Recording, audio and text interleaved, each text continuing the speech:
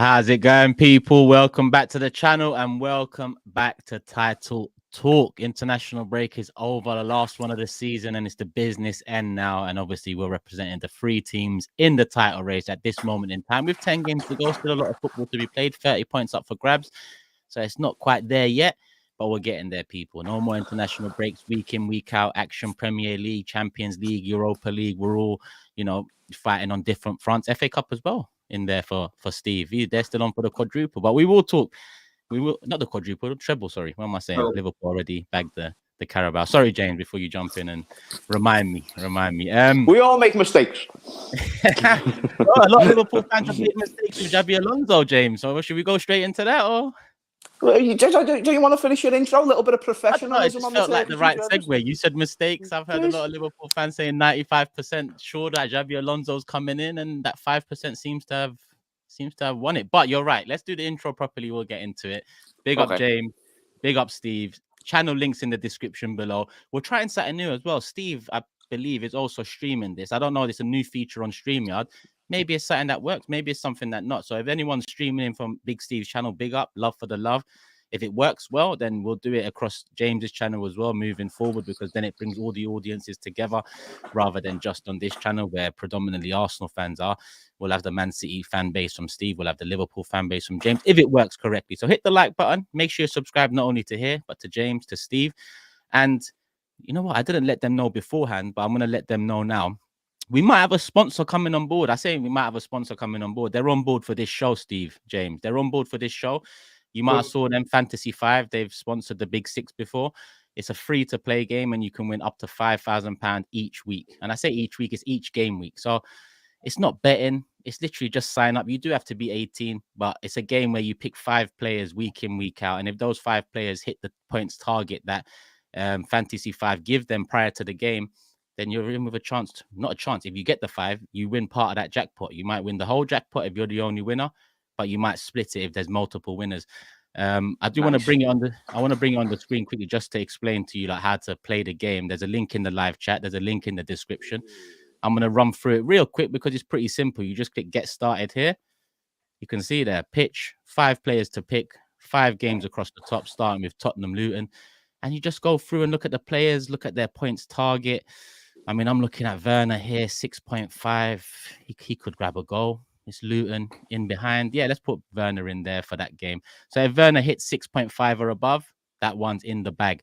Next up, we got Aston Villa against Wolves. Look at Ollie Watkins, 9.5. So realistically, he's going to need to have a goal contribution or 2 to be hitting that. So it's a bit risky. So I'm going to scroll down a bit. Leon Bailey, 8.5. That's a shout. 7.5 for Tillemans, fresh off the back of 2 goals against England. Nah. Let's go Leon Bailey. Why not? Bailey. He's a much more reliable shout for sure. Yeah. Okay, a couple assists in him home against Wolves. Why not? What about Brentford United? What are we saying about that one? A Brentford win, or are we going for goals and a draw? I think United will win that. I don't know. I just think United will win that.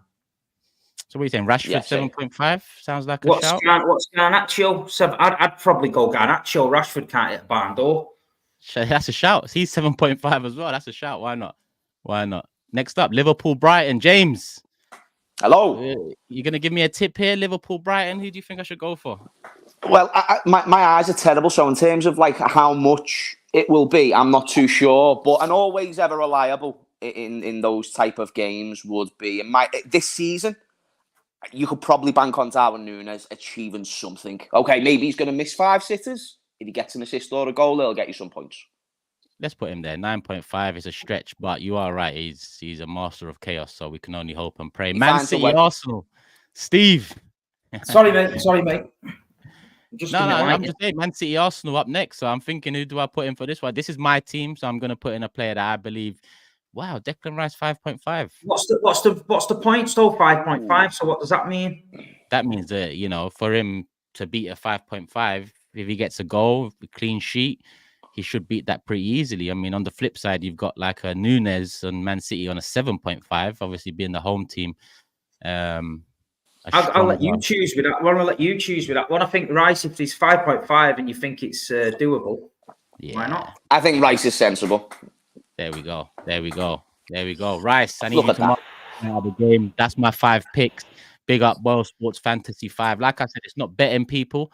It's a free-to-play game. All you got to do is sign up, and it will help us. You can see on the Big Six that sponsorships, Manscaped, FM London along the way have helped us do content outside of the Big Six pre-recorded.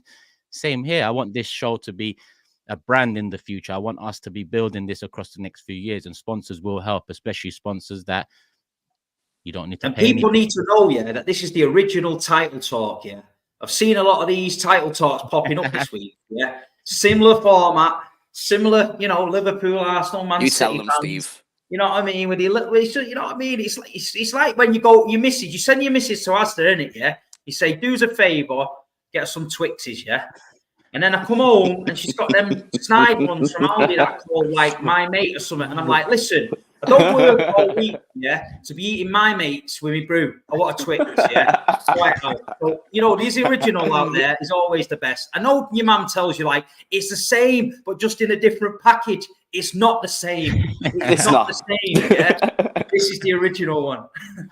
So what are you saying? The one, not the only, but the original title talk. I think this that's is the original one, man. The one, not the only, the original title talk. Big up Fantasy 5, jumping on board. Like I said, people, if you like the show, if you want to win some money, why not? It's a free-to-play game. It will help us an awful lot as well. Like I said, it's a one-off with Fantasy 5. Hopefully, we can move forward with them, but we can only move forward with them if the community show some love and get involved too. So use that link, people. It's a completely different game to the one last night on Big Six, which was backed by Opta. This one's different, but they're all free to play and they've all got cash prizes. So why not, people? Why not? Let me get this back on track. All right. Sponsorship out the way. Big up Fantasy 5. A lot to talk about. I mean, Man City, Arsenal, we've known that was coming for a long time now. But the Xabi Alonso news has been more recent in terms of breaking. I know just now it's come out that Walker and Stones are ruled out of the Sunday game, so that will fall into the Man City Arsenal talk and debate we have. But James, this Xabi Alonso stuff, yes. Yeah, how are you feeling about it? I mean, did you have all your eggs in that Xabi Alonso basket? I can't remember when we spoke a couple of weeks ago. Yeah, but it does look like that's off the cards now. That's it. I was always. I've just always been in the boat of let Jurgen Klopp leave and then I'll worry about the options that are presented, because we decided as a fan base that Xabi Alonso was the right option, because you've always got to go with. So for instance, I'm sure there's been times where Arsenal have wanted a striker at a specific moment. You didn't get them, and a couple of months later, it might have seemed okay that you didn't get them. Now, even though they were the right option at the time of wanting them, time can tell a little bit, whether it was the right move or not. You could even say, is Mudryk that type of a player? Okay, he could end up being really good, but he's also someone you wanted and you didn't get him at the time that you did. And it's kind of proven to be all right for you. So the point is that Xabi Alonso's a very inexperienced manager. He was never officially being spoken to by the club. I'm sure the club have inquired about him. But the manager that we've been, in terms of like reliable reports and stuff that we've been linked with, is Bruno Amorim from Sporting Lisbon, who's actually got quite a good track record of building that club back to the top, or at least competing with the two big teams in Portugal as well. So he's done really well there. The point is that Xabi Alonso has managed less than 100 games as a manager. It's not the biggest loss of all time. That's what I will say. But you're right, a lot of Liverpool fans were banking on that, and I think that happens because, based on main names, no one's going to know the little names like Bruno and Amorim from Sporting Lisbon, but that's probably what I'd expect us to get. We never really go for main option or who we would perceive to be numero uno choice. So I'm not too upset, but I understand why people would have wanted Xabi Alonso. He's showing like he's a promising manager. Do you feel like, I'm going to look back at Arsenal a little bit. It's not like for like, but when we was at the top, challenging, competing with the powerhouse that was Man United, it just felt like we never took that next step in. You know what you just said about Liverpool never really go for that top guy. They tend to go for the ones maybe under the radar. I feel like Arsenal done the same over those years, but that cost us in the long term in terms of, you look at the last 15 years and the lack of competition, the lack of fighting at the top, coming from where we was, invincible, the Champions League final, great players, legends. Do you feel like Liverpool having come back to the forefront of English football, challenging for titles again, you know, living up to the name and reputation and history and heritage. Do you feel like that is the right approach to continue doing what brought you here? Or do you think now you're here, you should start potentially moving like a Man City, going for the best players or going for the best managers? Or are you happy to do this knowing that the risk is there that, you know, look at Arsenal, for example, not living up to those standards and expectations that your rivals are having can really leave you falling some way behind? Yeah, I mean, it depends, because I don't think big names always equate, because big names is what you call the best in the world. You call Carlo Ancelotti the best in the world, don't you? Let's say he was available. How smooth is the transition of Jurgen Klopp to Carlo Ancelotti? Not because overall in every single job Carlo is worse than Jurgen. There's jobs where Carlo would thrive more than him. But the point is that Liverpool have always done well at identifying what is next. So you see all the big names United have signed over the years, whereas we've signed Salah, who at Roma was good, but he weren't world class. And then we signed Mane, and then we signed Virgil, who a lot of money, but he weren't world class. You know, the point is that our model, we don't have the attraction. One, we're in Merseyside, that's not as attractive as teams in London and all these things. Financially, we're not as strong as certain teams, even though we are still strong. So there's just more incentive for players to go to other places. For instance, Guardiola had a massive incentive to go to City above Liverpool. Easy. And that was a player that we were semi-linked with. So the point is that Bruno Amorim, if he's the next best thing, it's about identifying the next best thing. You know, it doesn't always work. Just getting the right here, right now. You know, Jurgen Klopp, he weren't the best there is, the best there was, but he was the best thing for us. And we've got to work around what we can do. We're not a European supergiant in a sense of resources. We're just in terms of actual progression. We need to build, we need to rebuild, because it's going to be different. And we need to think about the transition, which is what I think Amorim will be good for. But I'm not too sure. Maybe in hindsight, we might kick ourselves saying, why didn't we go and get a Hansi Flick, who's very, you know, especially domestically, he's very proven as a manager, plus he's got a Champions League. So, but at the same time, we could say Bruno Amorim was the right character to bring into the club. Time will only tell, my friend. Steve, you've been a big part of this rivalry with Liverpool at the top of the table for years now. How do you feel about it? I mean, heavy links to Xabi Alonso. James said, you know, maybe it was more noise from tier 4 journalists and fans with highest hopes. But do you think that's the right approach for Liverpool, going for an Amorim? James has just made me think that Liverpool are Oldham Athletic, the way he's just been talking. Then I thought it was this big, massive, super European, won it 6 times, best team in the world, in the land and everything. But now they seem to be struggling at the bottom of the division. Was there anything that I said that was wrong, Steve?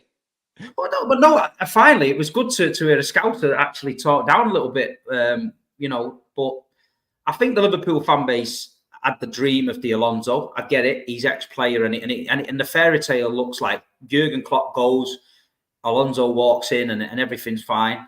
But you've got to give Alonso a little bit of credit, in my opinion, because he's probably looked at that and thought, fucking hell, I'd love the Liverpool job, but I ain't jumping into Jurgen Klopp's shoes straight away. Not after this season I've just had with this Bayer Leverkusen team. He's probably got good people around him, and he's probably going to relax, because whoever goes in at Liverpool straight after Jurgen, it's going to be tough. A, you've got to get the chemistry right with the fans, because he had some great chemistry with the fans.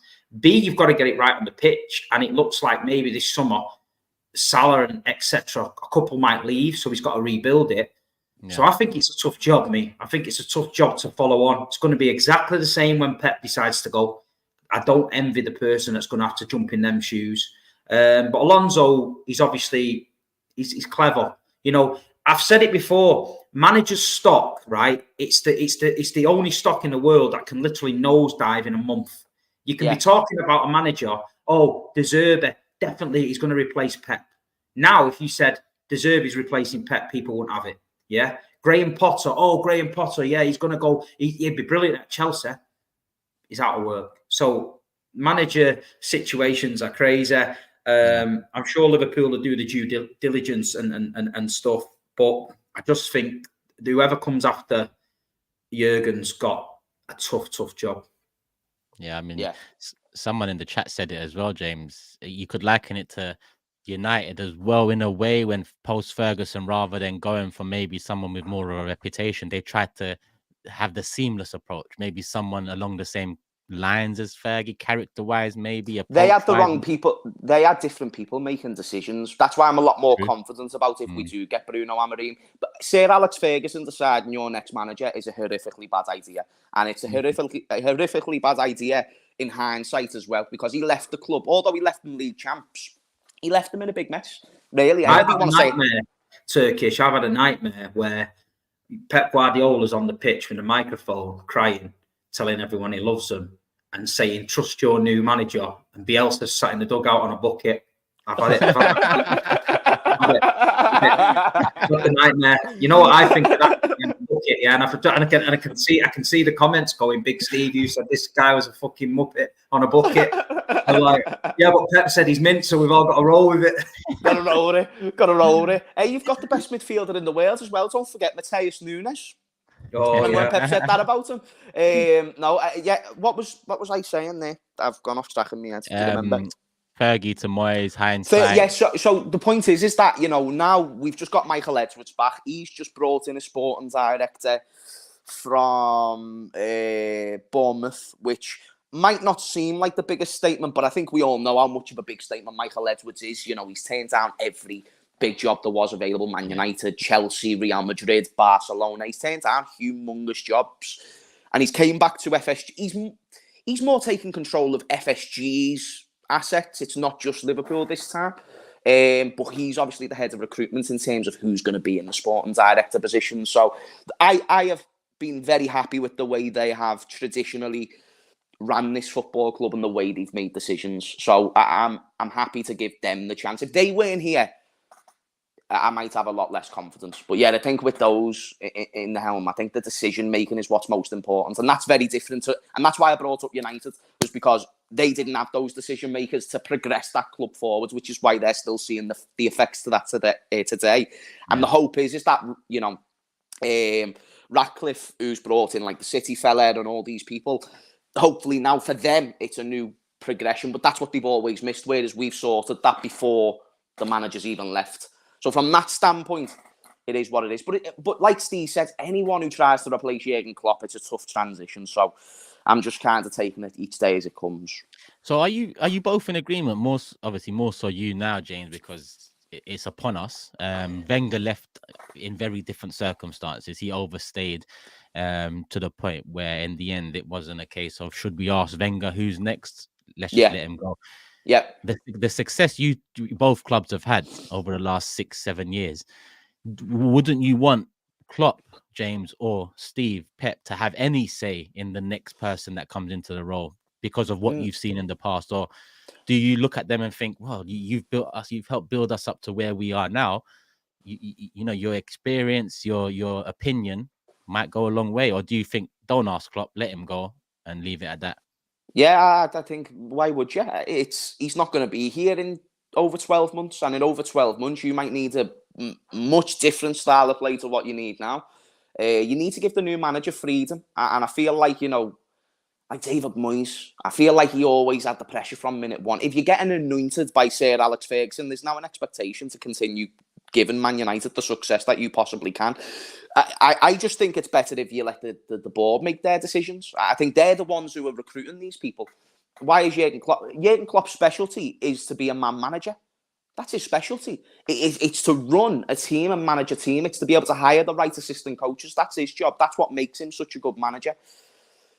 Hiring the right tacticians. Whereas the job of the football club is to go and hire the person they feel is capable of managing these group of players as a man manager, and also in terms of hiring tactical coaches and their tactical prowess as well. So I think it'd be daft if Jurgen Klopp had a say. I mean, I wouldn't mind him having a little say, but it then would depend on how that would conflict with the work that's been put in to identify the managers, like the analytical data and all these things. So whatever you'd outweigh, but I'd rather Michael Edwards make the decision or who's he's appointed, because that's the reason why we brought them in. Fair. Steve, your time's not here yet, but Pep. I think with City, we've made this sort of like structure now from the academy all the way through the club where we play a certain way.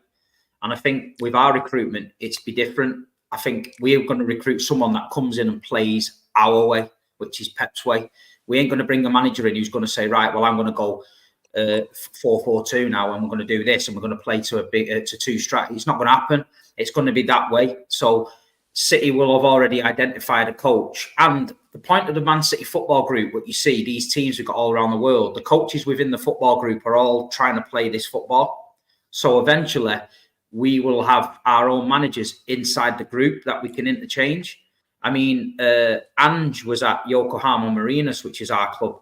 And when I first heard about him, people were talking about him at the Etihad, saying that they had this end of season sort of conference at the academy where all the City group managers came and they did drills and training sessions there, and everyone was very impressed with him and that. So, you know, Patrick Vieira at one point was involved in that as well. You know, he was there. So I think City have got the finger on the pulse when it comes to managers, and I don't necessarily think it'll be a big name. It just could be somebody that's been in the City group for a long time, that's doing his thing, and will be able to just continue what Pep has started. That's what I think the way City's going to go with it. Yeah, that's fair. I understand that. And it's going back to what you said, Steve, about managers and how quickly it can change for them. I mean, I think we mentioned it on the first show we done, Title Talk, a couple of years ago. If it was Klopp that announced he was leaving 2 seasons ago, Gerrard would have probably been the one of the favourites for it at that time. You remember the Big Six show? Yeah. 1 minute Toby's singing Antonio, Antonio, and fucking 8, 9, 10 months later down the line, he wants him out. He can't stand the guy. It's depressing. The dressing gown's back on. You know what I mean? So that's how quick managers can go from hero to zero, man. You're right. Steven Gerrard is the perfect example. Club legend, undefeated with the team he was at the time, because he was undefeated with Rangers. And you know, like, then you see he goes to Villa, that next step. It's not always like Xabi Alonso would have been the answer. But you know what Twitter fans are like. They just go for the quick option. He's a legend. He's doing well at the moment. Go and get him. He's being managed by this, and this. But what if Alonso, okay, let's say he's a great manager, but there's not a smooth transition? It's going to cause a lot of aggro. So just let the people who are going to be running the football club in the future, which isn't Jurgen, make those decisions the same way City would. I think someone like Alonso would get a little bit more time because of the links with the club and the way that the fans would say, you know what, he's one of us, so let's give him a bit of time. I think if the guy comes in from Sporting, after where you've been under Jurgen, instantly comparing him straight away, it's going to be, okay, first season you might, if you're not quite there, they'll say, okay, that's first season. Second season, you've got to do something, because if he doesn't, then it's panic stations. This is going down the shitter. That'd be like that with Alonso, I think. I think Alonso would have that same treatment, because Alonso is such a fresh manager. That's the reason why I think he'd have the same thing. I think whoever we get, they're in trouble. It's a tough job, man. It is a tough job. I don't know how, because if they do anything different that we're not used to, I'm intrigued to see how that reaction goes. I think we're going to need to just hope that we get some instant success, because then that'll give the manager credit in the bank. If he gets no instant success, then I think Steve's right. He might have a little bit of pressure behind him. And I see it just now. Big up Sophia in the chat. She highlighted a new tweet from Fabrizio, and it's not really a tweet from him per se, but he's quoting Xabi Alonso, who said, "My job at Bayer is not over. I want to help the club, help the players to develop. The board is great. It's all fantastic here. I'm still a young coach, but I think this is the best decision for my future. I took my time, and I'm sure about it." That's it. It's not like we're losing him to another club. He was locked in at Bayer Leverkusen. His contract is still got a couple more years, and it's a good project there. So for his progression as a manager, Bayern Munich are looking for a manager as well. So I think in the summer, it's going to be dog eat dog out there for managers. I think they've already. Yeah. I think their chairman already came out and said they probably won't be able to get Alonso. So they'll have another manager they'll have to go and get as well. Yeah, I mean, like I said, managers are scarce in terms of, if you want to guarantee that this manager comes in and does something for the next few years. There's none out there. Literally none. Yeah. I think Pep, Klopp, behind them, maybe a Simeone, but people will argue the style of football doesn't suit the biggest and best clubs heritage-wise. It's a bit overrated, that Simeone. Bit overrated. I love him. I think he's overrated, me. I think the way people speak about when I went to Atletico Madrid and we played them, and they basically played like Wimbledon in 1991, booting shit out of us. I was talking to some Madrid fans, and they were like, you know what? He plays a certain way that we're used to. He doesn't get, like when he signed João Felix and all that, João Felix was just wasted there because he was literally having to play in a system. Yeah. But if he creates a system and you're winning and you're hard to beat and you're aggressive and that, I think fans get behind it and that. But I think someone like, if he come to Liverpool, the level of football they want to play there, if he came to City now after Pep, people want to see a certain style of football. That's what will do his downfall. But if he came into somewhere like Newcastle and they broke the bank and give him big dough and said, look, turn this Newcastle team into something, I think the Geordies would go with it. You know what I mean? I think he's underwhelmingly made Atletico, how he's led to Atletico not competing no more. It's kind of like, you know, Arsene Wenger in his final few years. You keep an hold of him for a bit too long. He spent big money, Simeone, and he hasn't achieved too much. When did he last win the league? Was it like 2 years ago, 3 years ago, I believe? 2-3 years ago. And you've seen the way Barcelona and Real Madrid have fell off. I mean, both teams, Real Madrid not as much, Barcelona especially. And I don't see them filling that gap. I see other teams filling that gap in the league at times. So, no, Simeone for me, he's in the class of you know, the Contes and stuff. Certain clubs, but I wouldn't say the top clubs. I think he'll suit a Chelsea. I think Newcastle is a shout from Steve as well. But in terms of the recognised big six clubs, I think Chelsea, he'd suit that sort. But I also look at Simeone, Atletico, the history he has there with the fans and the team.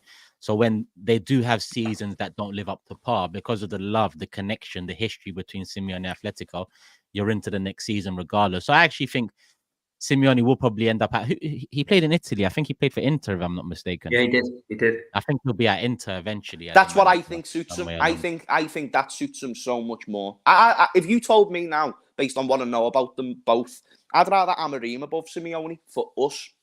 Not for you, I get that. Yeah, not saying he's a better manager. You can't say that. I'm just saying in terms of for us, it's a smoother transition. It's a better prospect of a manager, and it's more suited to us. So I think that's probably a better one. If Arsenal win the league this year with Pep in the league and Man City the way they are, it'll be special. But Simeone won the league with Messi and Ronaldo in their prime in La Liga, which, you know, in terms of history, there's one manager though floating about, Jose Mourinho. That guy again. He's always floating about every couple of years. Yes, he is. And you know what?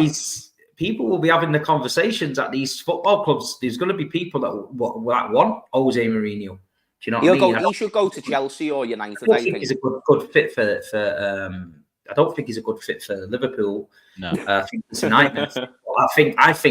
I think Newcastle.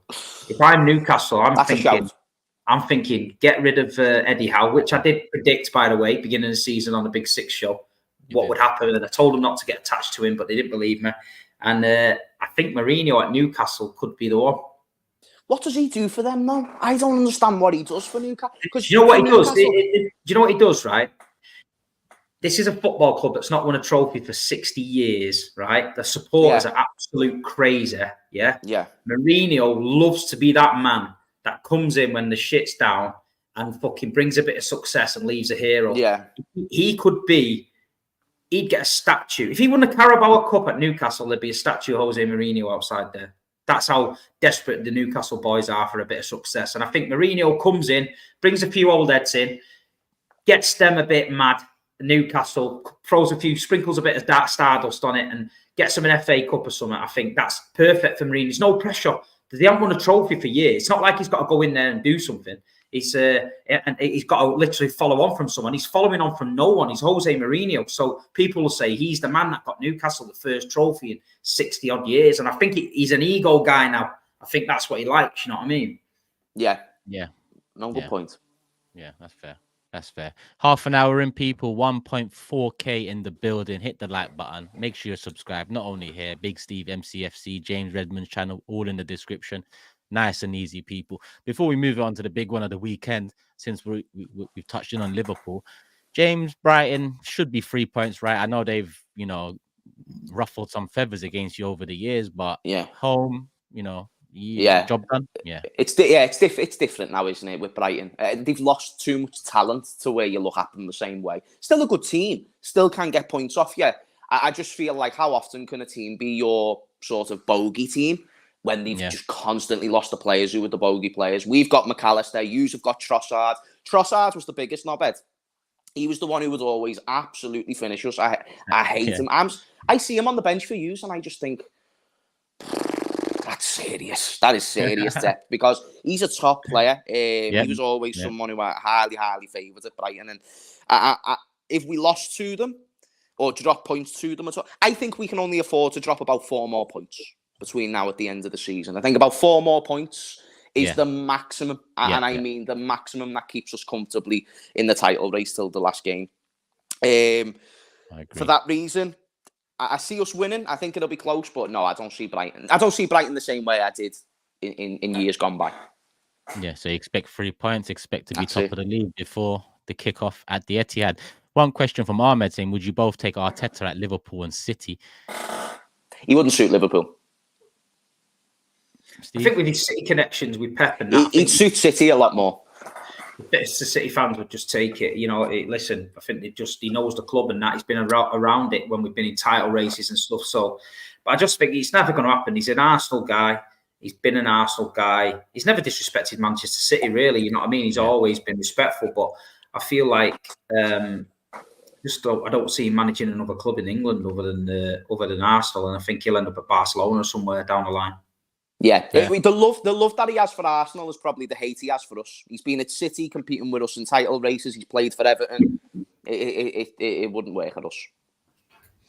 Fair points. A couple more super chats that kind of lead us on to the next topic. Abdirahman says, both Walker and Stones out. We must. Turkish. Big up the guys. Come on, you Gunners. Love for the super chat. And Sador says, Lord Varys and the Scouse Justin Bieber.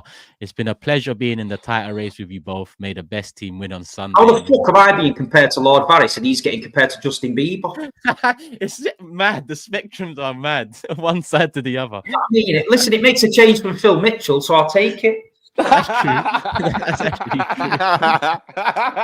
true. That's such a good show. Don't get them started. Onto the before we move on to the big ones, City, Arsenal. Just another reminder, people. Fantasy 5 are sponsoring this episode of Title Talk. Hopefully, we can extend this for the rest of the season, but that can only happen if you show them some love. No cost. You don't have to buy anything. All you got to do is follow the link in the live chat or the description. Sign up. They'll know you're coming through the big 6. You could stop there, but I wouldn't stop there if I was you, because once you're signed up, all you got to do is pick 5 players week in, week out, and you're in with a chance to win up to 5K. Why not? Sign up and play it every week. If you forget, you forget. You're not paying for it. So just show them some love. They'll show us some love. And then maybe we do more content in person as well, because that's kind of, hopefully the next step for Title Talk, as well as getting this more consistent. But we move. Steve, we've done box to box. So we've spoken a little bit this week already about the game.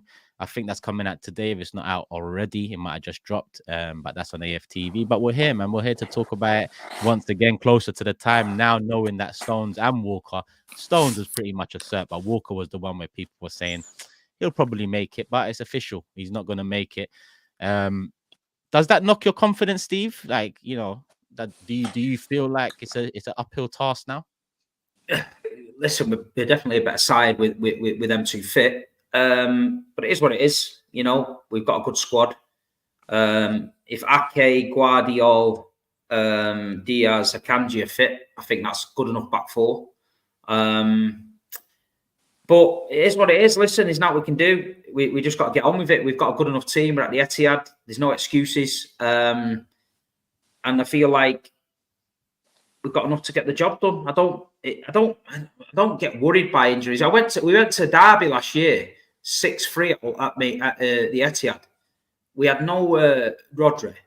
We had no Ruben Diaz, I don't think. And everyone under the concourse was absolutely shitting themselves. And then we're going at United. We're 6-1 up in the 80th minute. So, listen, these players have been used to this rotation coming in when people are injured. So, whoever's injured for Man City, there's always an able backup to step in and be solid, you know what I mean? So, I'm confident. I just feel at the Etihad Stadium, we've got to get the fans behind us early.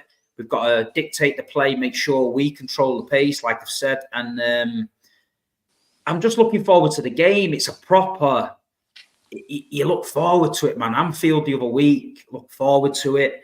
And then Arsenal now... after watching, I went to Brazil the other night, England, and I'm sat on my phone watching Campbell Hatton boxing in Club Wembley because I can't be arsed watching that shit. And then the most excitement I got was when the paper airplane from the 3rd tier nearly hit someone on the head on the pitch, and everyone was like, "Go on, lad!" It's just shit, man. You know what I mean? It's shit, and I think, you know what? I just think this is what football is about. I've done so many previews. We did AFTV outside the Etihad. We had a good laugh and all that, and it's business as usual on Sunday morning. Get up, feel it in your chest, bit of a brekkie and that in Manchester. I'm staying in Manchester with the PSV Eindhoven boys, and get to the ground early, get in the boozer, lit atmosphere, and straight in that South Stand and that. And you can't beat it. You can't beat it. I'm ready for it. It's a big game. Massive. Go on, James. Give us your thoughts, man. Yeah, mate. Yeah, just as a slight input, I mean, what a game it is. It's just on paper, everything that it builds up to be. You know, you think of the biggest games, this has potential to be one of those. And a very historic game for whoever wins the league. Like, this is a massive game for us, weirdly enough, and we're not even involved. It's the way you would have felt when we played City Turkish. It's so important. You know, I'm watching this thinking, please draw. You can relax, man. You can relax. Thinking of it, maybe sat there, nice chilled, watching the game, thinking, I don't care the outcome here. It's a win-win. And we're both shitting it.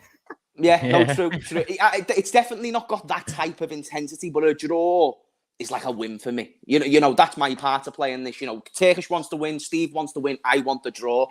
And that's just so that, you know, both of you have got that element of drop points, disruptive momentum, which is what a draw can give. So, the thing is, I have no idea who's going to win. Go on, Turkish. I assume that if I asked you to pick a winner, you'd say Arsenal.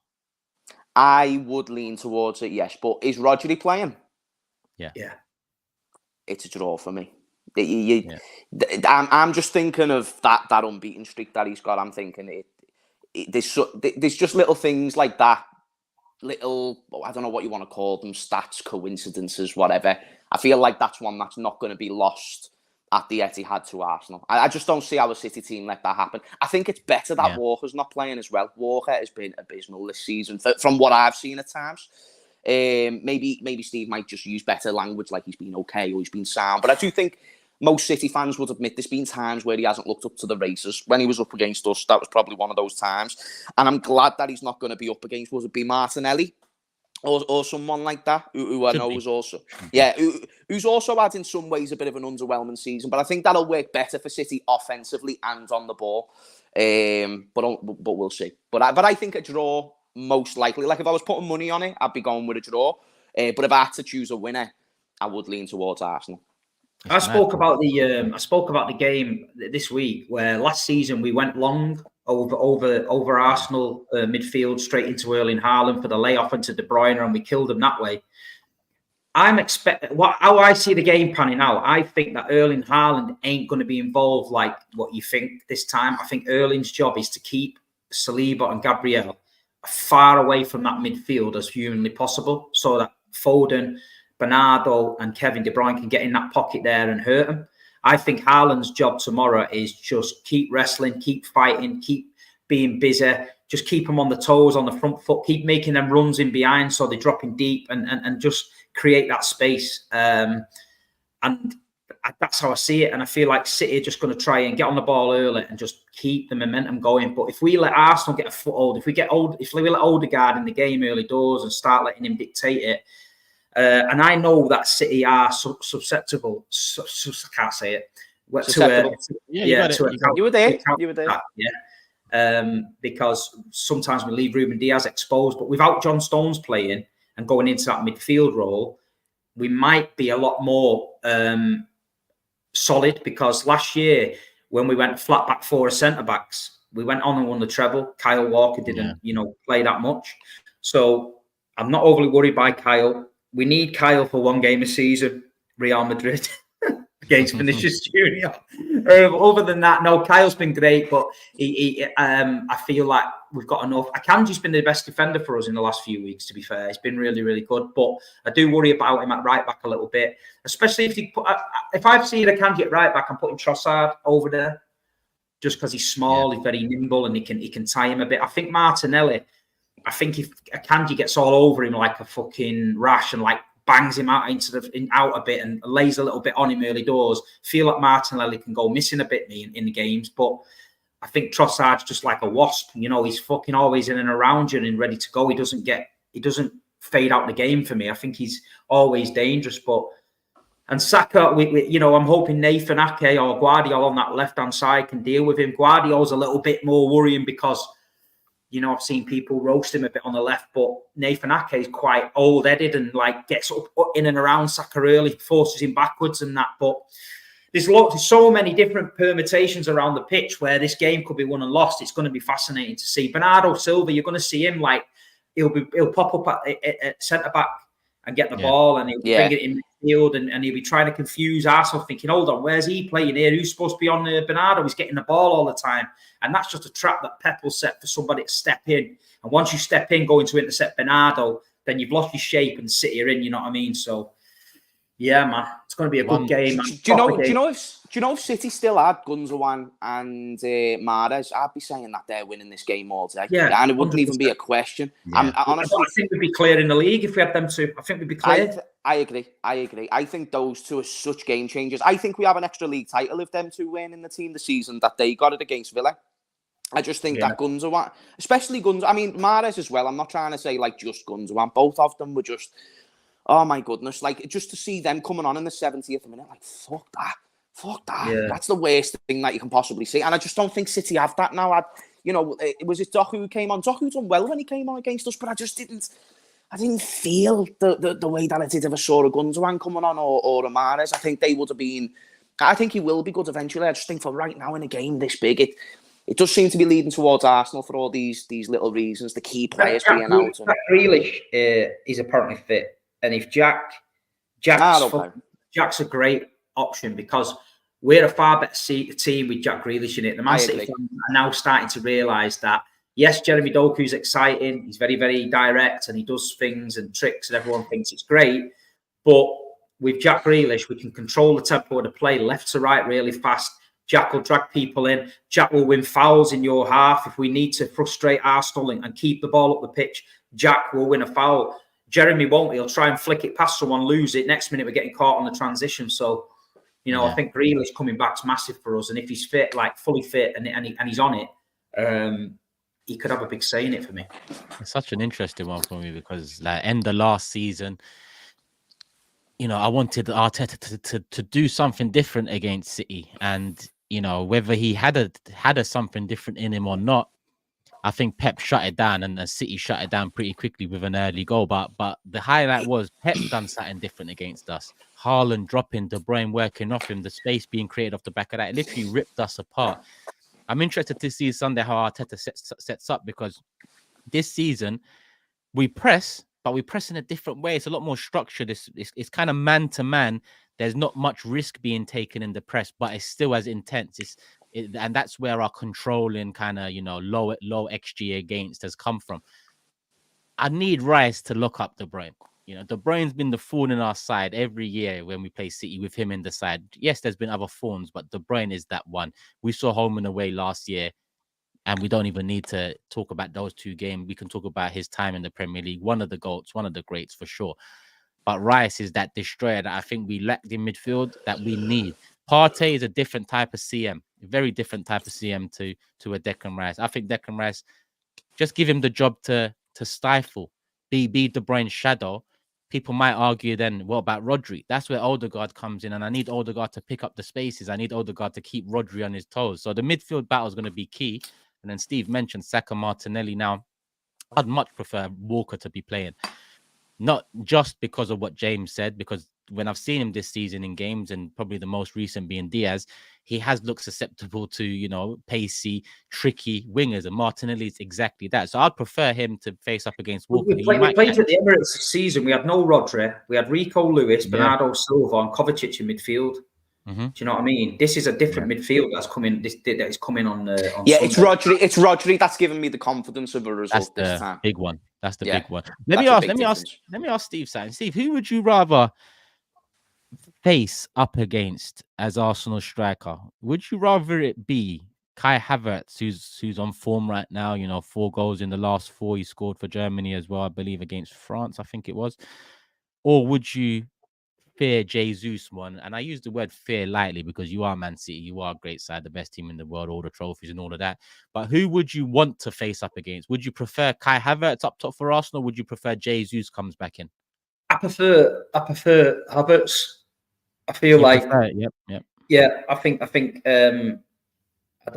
don't rate Havertz. I don't rate him at all. I mean, I've seen Jesus grow, and I've seen Jesus play the best, and I've seen him get. And he's a pain in the ass. If you're a centre back, you look at what Jesus does. Yeah, he's non-stop. He's in front of you. He's nicking it. He's falling over. He's on your shoulder all the time. He's offside a lot of time, but he's a busy bee.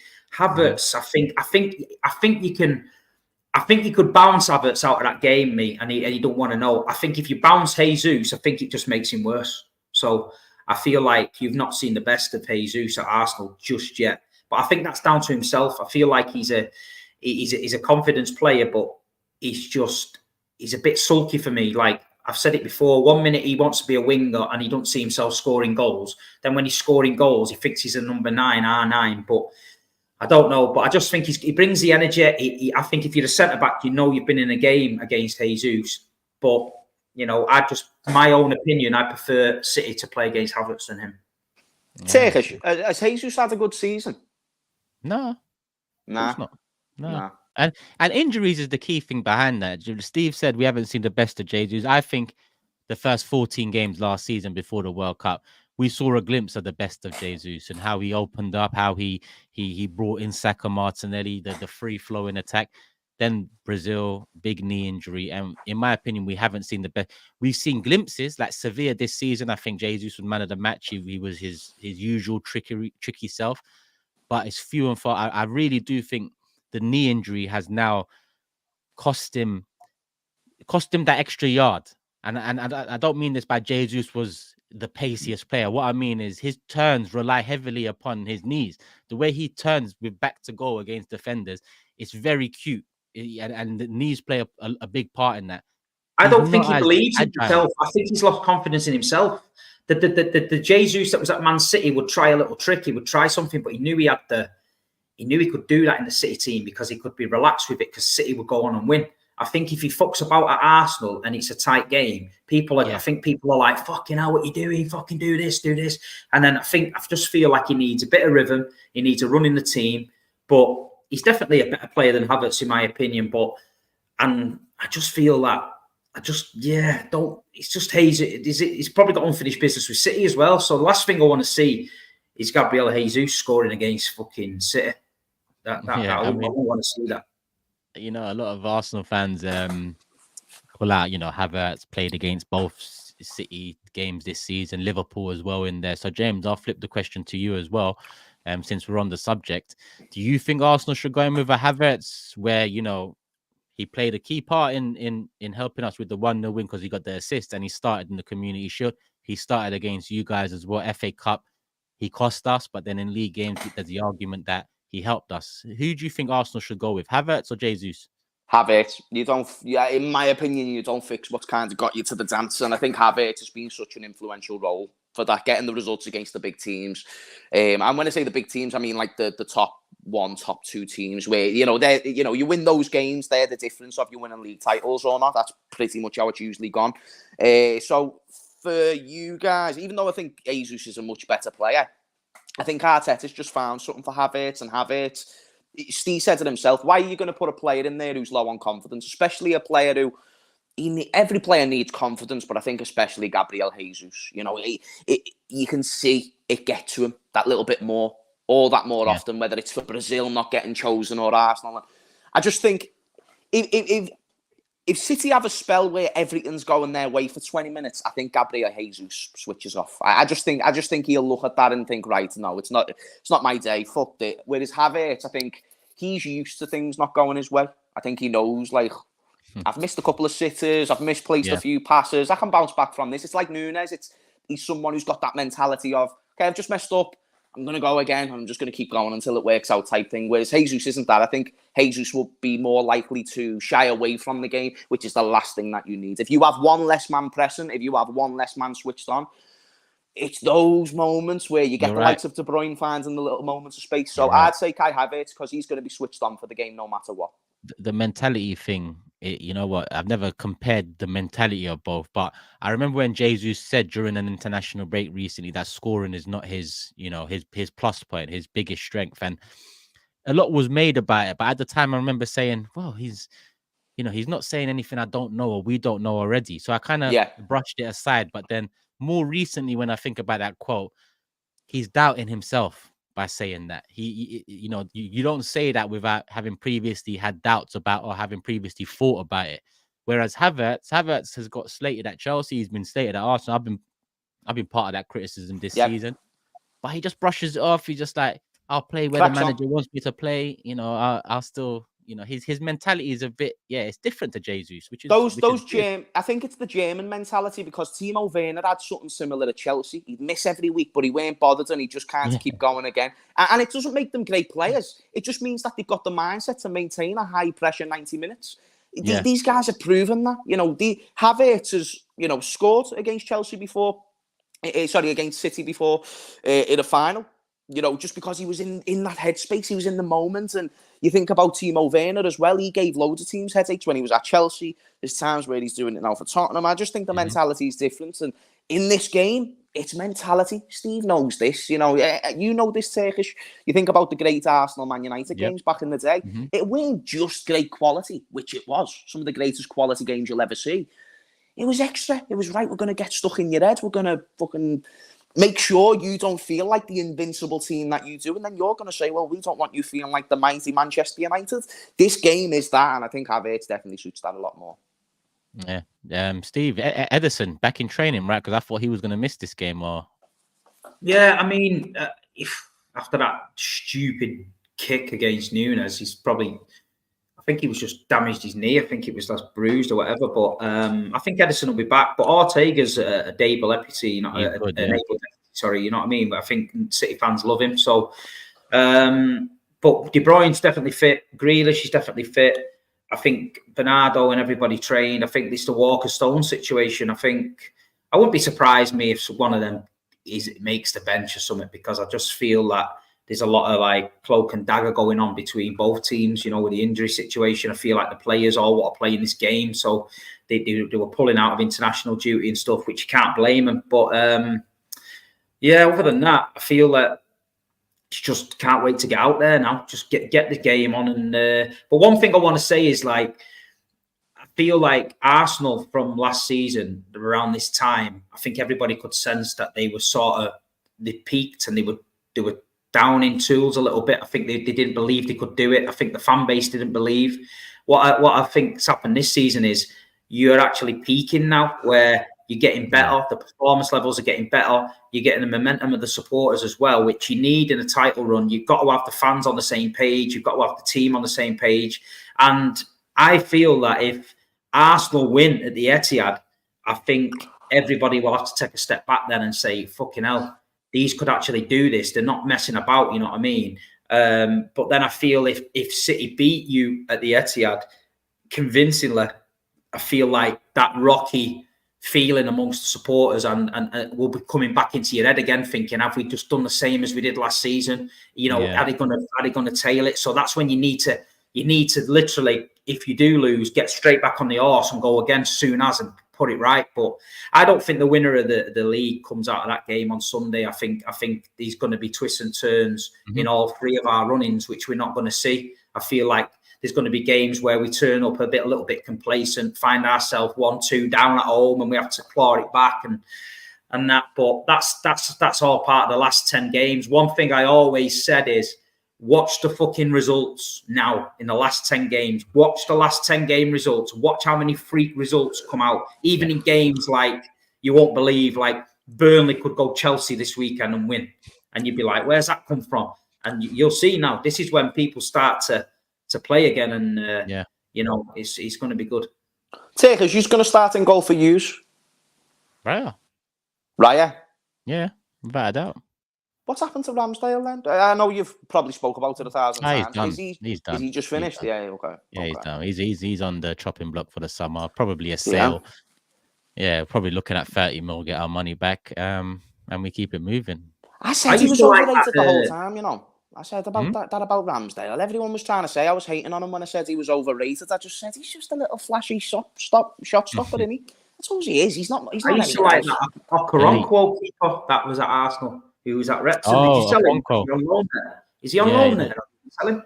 Last I remember he was on loan, but maybe we sold him in the summer because he was good, him, man. I watched him a few times in like youth games and that, and I thought he's a fucking unit, him. But he's on loan. But you know where he is? He's at Wrexham. So he's with Ryan. Wrexham. That's what I'm saying. And he was a unit. But whether in today's modern day goalkeeping, where you've got to play with your feet, maybe he might not do it. But as a traditional goalkeeper, shot stopping unit of a man, I thought he was going to make it, man. Yeah, I remember his first appearance for us in pre-season. Yeah, a ball came to him, didn't go well. We conceded, and haven't seen him again since in terms of a first-team appearance. But he's still young. But you're right, in terms of modern-day goalkeepers now, you got to be able to collect and keep it moving on the ground. You know, it's not so much about what you can do with your hands anymore. It's more on the ground. There's not much else in terms of players and personnel. We just got to get the game done now, and we see. You know, a draw, Liverpool would be winners. Obviously, Arsenal would be winners. City, you know, if they win, they'd feel like the winners. But when I compare us to last season, the last 3-4 weeks, I've said it, you know, regardless of who's asked me, I'm more confident this season than I was last. And people will turn around and say, how? You was 5 points clear last season. That is why. I just didn't feel we was ready to lead the charge and fend off all opposite. Well, it was Man City. Fend off Man City. In the end, it cost us. This season, I like how we are going under the radar in a sense where, you know, Man City, Liverpool have been above us, especially this calendar year. We're trying to, you know, chomp at the heels and fight back. If we win on Sunday, all that pressure that came last season at the business, and I think it comes back to us again because all of a sudden we are leading the charge. We are the favorites. We should get.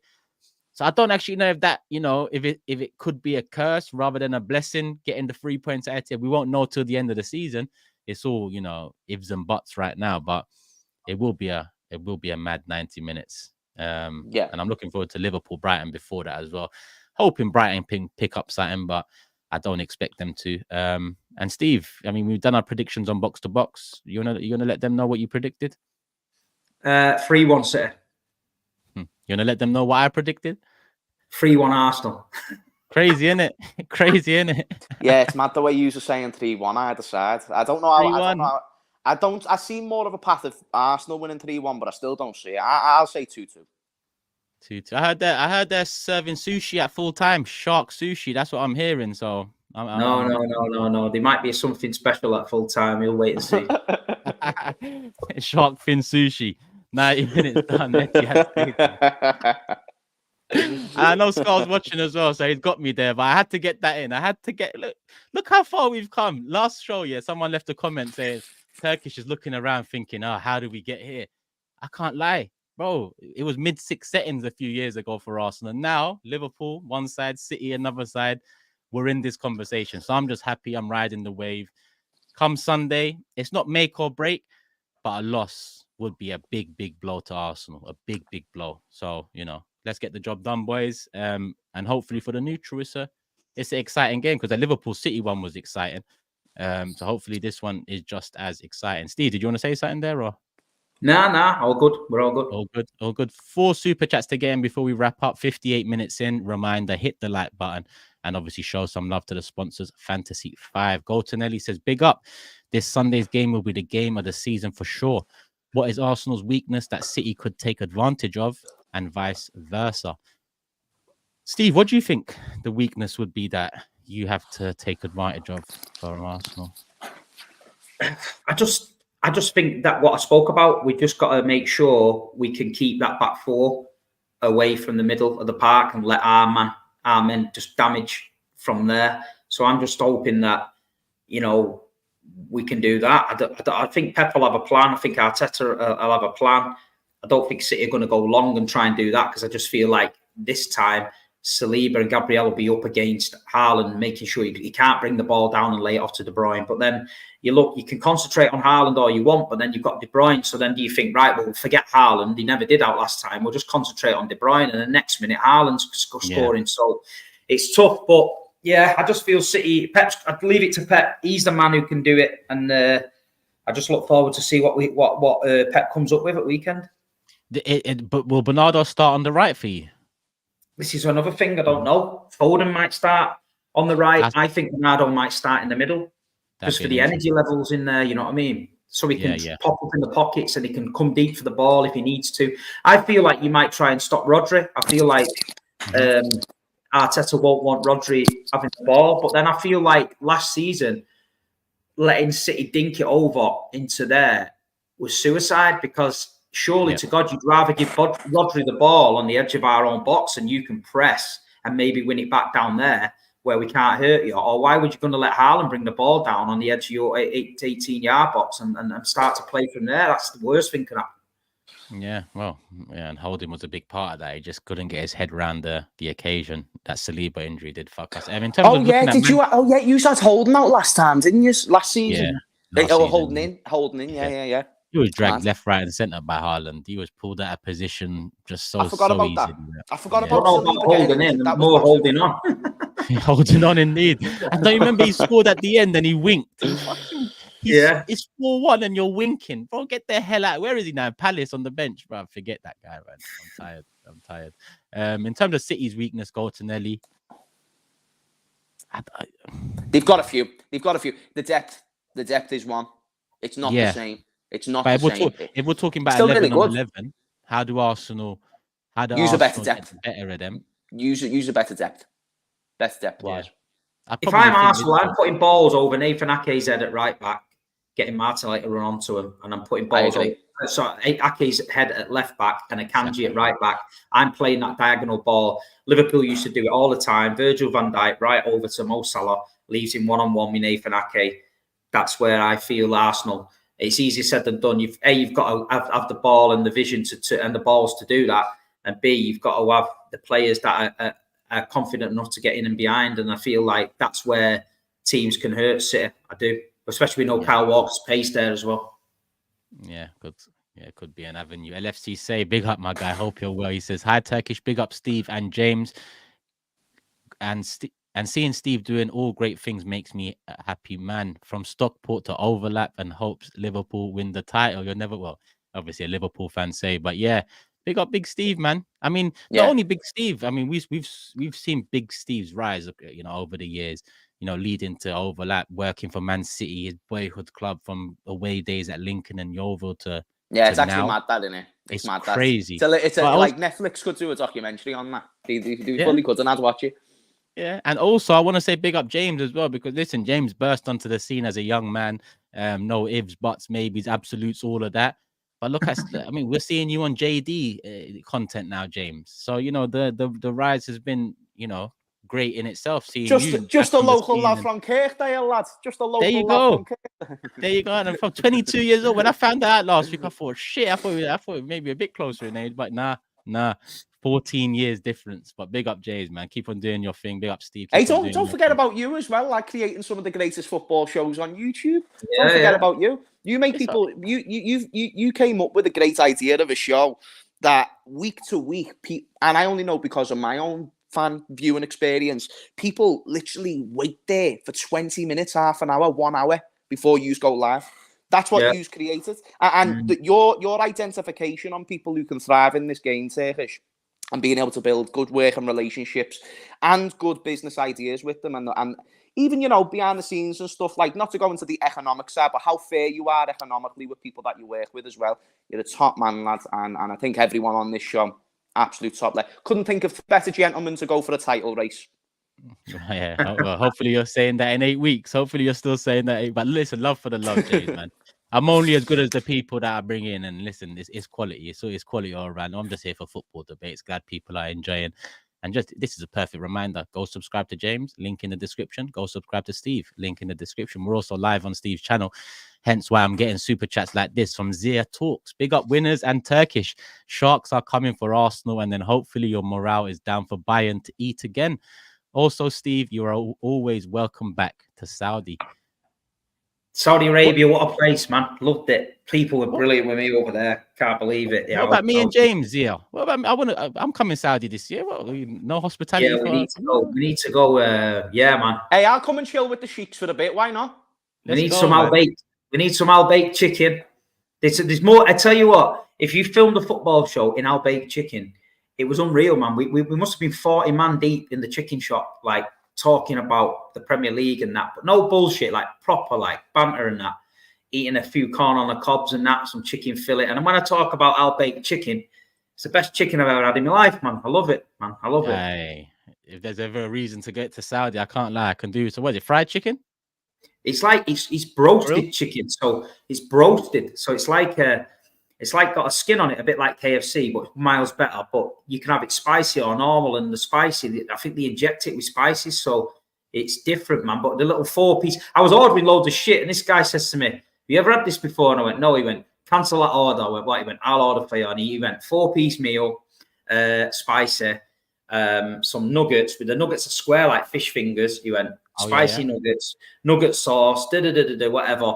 I was like, nice one, mate. And then we sat down and everyone was talking football. But I tell you what, it's mint. And I even went, they've only got one in Dubai, al-bake. And I went to Dubai and I went to Dubai Mall and queued up an hour with my kids to have al-bake because it was that good.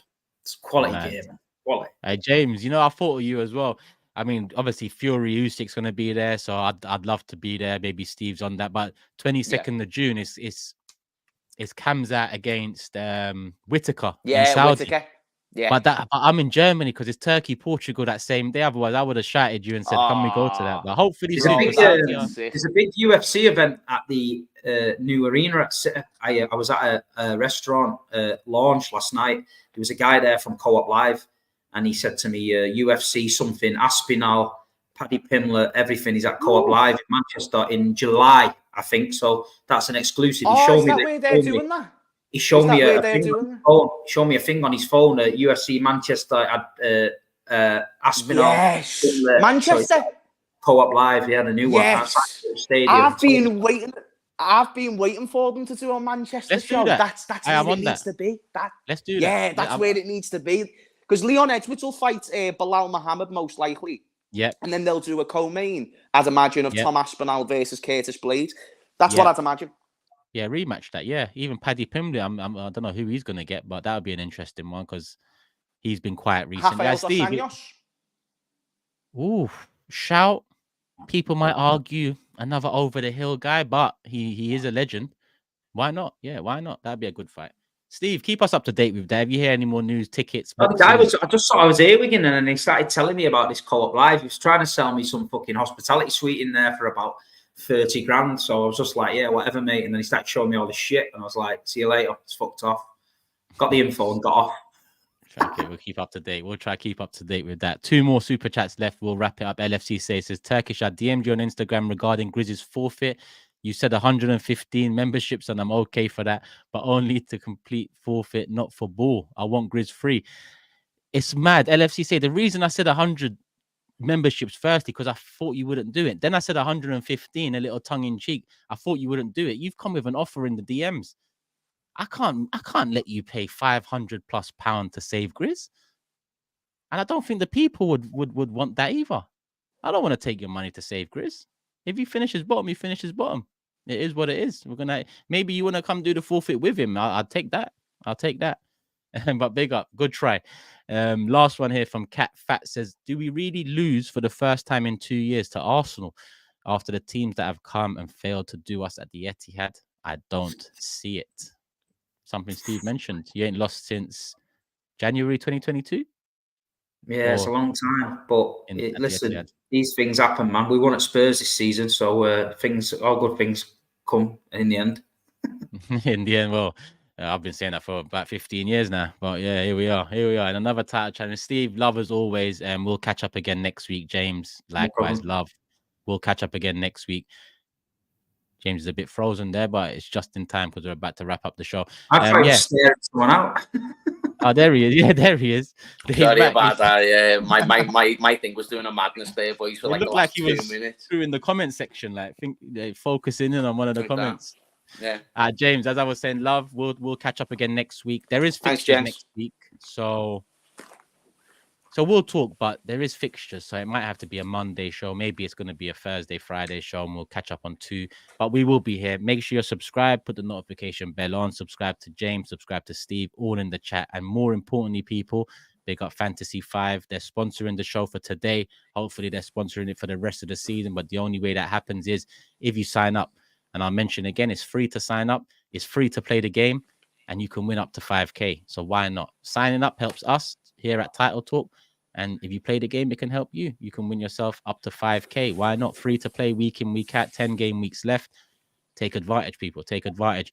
All right, that's it. Hit the like button. Let's get up to 1,000. Love for the love as always. And leave your comments in the comment section below. Big one Sunday. We'll be touching on it after. Peace.